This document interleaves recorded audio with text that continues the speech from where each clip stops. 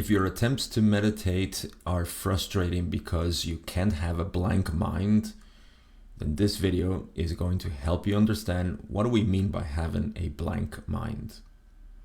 You see, usually we hear this term of having a blank mind or emptying your mind, and we think that that's the way that we can meditate. So what happens when we sit to meditate? There's a lot of noise, there's a lot of thoughts, there's a lot of conflict, and all kinds of emotions are arising. And so we say, oh, no, I'm discouraged to continue meditating because I don't know how to achieve this blank mind. So what does this blank mind really mean? You see, we believe when we hear that having a blank mind or emptying your mind is to have no thoughts. You cannot have thoughts. And sometimes if the thoughts are nice and positive, then it's okay to have thoughts. So it's a little bit blurry. What do we really mean when we say a blank mind? The term blank mind usually comes from the Zen tradition, in which there is no real term that they use for awareness, for example.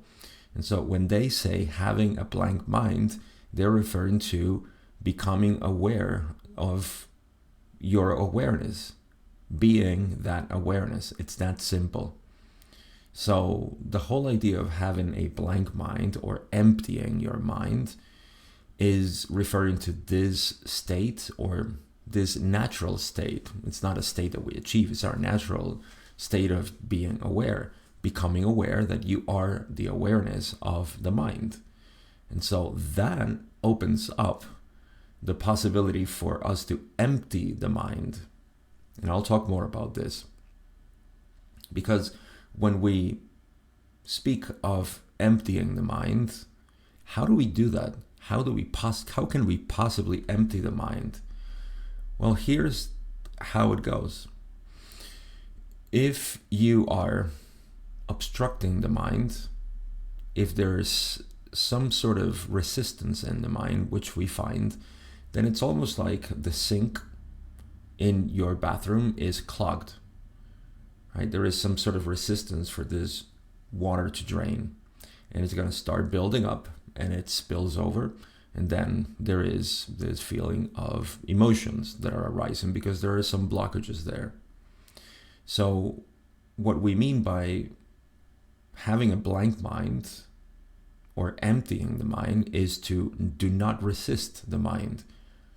That's it. And that's why we have terms like blockages. I have many blockages. It's just because we are resisting the mind.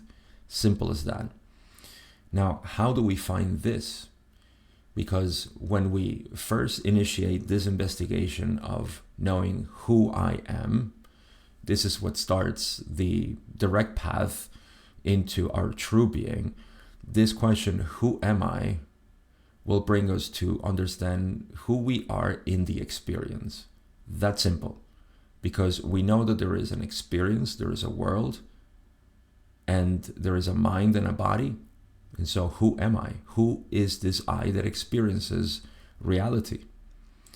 And so we look into it and we find that it's not a character, it's not a particular or individual being, it's not an entity. When we look really honest, with an honest investigation into who we are, we find that there's just an awareness of being. There is knowledge of existence. There is an understanding of self. I am. That's the only thing I can say about myself, and then I fall silent. That's the only thing I know about I, and I know that I am. I am that being, that awareness. In that moment, we see that, that is the so-called blank mind, because it has nothing, or rather, it is nothing. It has everything, because everything that appears in it, like a screen. A screen is blank. It is empty. And yet everything appears in it. All potentiality appears in it, and it subsides into it too. Actually, it doesn't appear and subsides. It's the screen that is modulating as that. But we don't have to get that far yet. We're exploring direct experiences into what we mean having a blank mind, which again is mostly owed to the Zen tradition, where they say, have no mind. Mushin is what they say, and that means become awareness, empty awareness, silent awareness, spacious awareness, and be that. In the direct path, we recognize that as me, myself. That's what I am. It's not like I, an individual being, dissolves and becomes that. It's what I have always been. And I can check that every single moment in my day. So I revert back to this primitive or primordial, not primitive, primordial knowledge of being, without the reference to thought or to any form in the world of experience. Actually, all experience appears in this I. Not the individual I, but what I refers to as this spacious, blank awareness in which everything appears and disappears as a playfulness that we call reality. So that is what's having a blank mind. Actually, I would say becoming that which you are, or coming out of the delusion. It's another way that in the Zen tradition, they refer to this idea that we are a separate being, that we are an individual thing. And so coming out of that delusion is what returns us to our true being. And we stay there. So by looking into this primordial state of being, then is what we call emptying the mind. Actually, the mind is always emptying itself, just like water is always running down. It's always seeking a downward path. That's the mind. The mind is like water.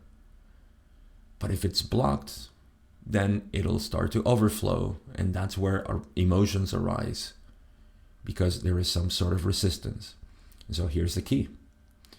As we follow in the direct path, the reason why we go through self-inquiry to know who we are is because now when we are in this state of pure awareness, we can see how another I thought appears. The thought of I. And that thought of I usually attributes to itself the story that is being played in the mind. In other words, that's the blockage, or the source of all blockages. It's just that the I thought takes so many shapes and forms that we say, oh, we have different blockages. It's the same thing blocking different things. So you don't have different blockages.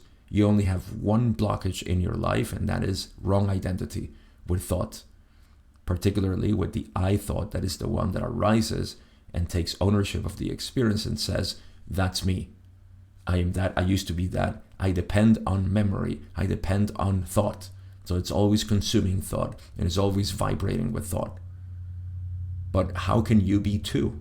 You're not two. You're always one. One single being. You've never been two. You have been invested in different characters. Yes. You have been playing different roles in life. Yes. But it's always been you.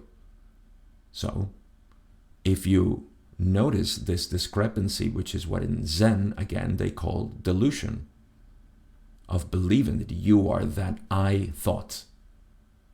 The I thought that says, I am that. I'm also this. And I depend on this and so on. Because it's always living from thought. Without thought, the I thought doesn't exist. There's only pure awareness. And awareness of thought is not a state of no thought, of no emotion, of no feelings. That's not true. Having a blank mind is actually having an empty space in which all water drains. And all water is welcome. It's not an absence of water. You see, in the pipeline, you can either have water or no water. It's not going to affect the space through which the water flows or doesn't flow, because there is none. And sometimes we think that that's the key, to have no water in the system. The system doesn't care if there's any water or not. Space doesn't care of the contents that there are in. It allows everything. That's you. Pure awareness allows everything. And so becoming more of that is what's going to take away this false identity, this delusion that we call the separate self, or the ego, the I thought. Now, two key ways that the I thought arises, which is in resistance of the experience, by saying, I want something that is not here, or I don't want what is present. That's how we see that the I thought is merged with the experience, with the narrative. And so that's not having an empty mind, because when you empty your mind, there is no I thought. The mind is constantly flowing. It's always a stream of thoughts. Sometimes they're absent, sometimes they're not. And you are not in control of that, because you are the awareness of those thoughts. And that's it. It's that simple. So the key takeaway of this video is that what we refer to as a blank mind is simply the recognition of who you are, pure awareness. The emptying of the mind is what happens naturally all the time, and it's only resisted by the I thought that arises to take ownership and responsibility as a character in the narrative of the mind. And when that arises, there is a blockage, and that blockage creates the emotional overflow of experience and causes us to have all kinds of conflicts with life. So removing identity from this I thought, because we realize that I cannot be two, I'm always one, and I am more obviously this than this which comes and goes. I'm always here, I'm always this. That weakens this tendency of moving into the mind as a character and returns identity where it belongs. And that's what we call, again, a state of meditation, which is not dependent on the cushion, the floor, or the couch, or whatever you meditate. It is dependent simply on identity. Who are you in the moment? I hope this video is helpful for you to be encouraged in one particular way in your meditation, which is, it doesn't matter what the mind is doing. It doesn't matter how agitated or calm it is. Water can flow fast or slow, trickle down or pour in. And as long as the pipeline is open, there is no issue. There is no problem. We're emptying the mind, regardless of the amount of water that is flowing. We're always emptying the mind because there is no resistance. The only resistance is coming from the idea that I am something that is responsible for that, and that creates the blockage. Again, I hope the video was helpful for you, and that you have a wonderful day full of peace, allowing the mind to just simply flow. Do not resist it. And I'll see you in the next video.